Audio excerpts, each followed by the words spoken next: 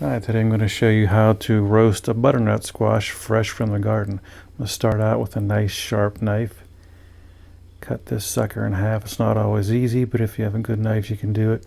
And then you're going to scoop out all the seeds here and that squishy stuff in the base of the squash.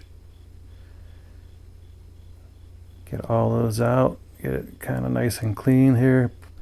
Put them in a baking dish, and you can drizzle it with any kind of oil. I usually use olive oil. This time I'm using MCT oil. It's refined coconut oil.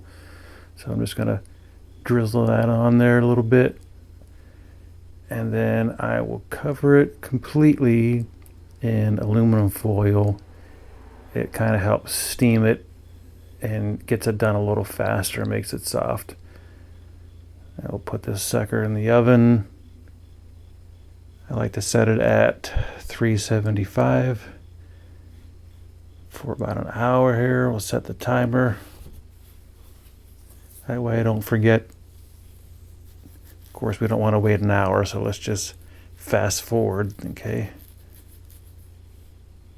And we're done. Let's get this out of the oven. You can hear it sizzling and popping away. That's one of the signs you know that it's done. Take it out, be very careful because it's hot. A little tricky getting the aluminum foil off, but we'll get it off there. And I like to smash it up, scoop it out, put a little butter and salt on it, but there you have it. Butternut squash.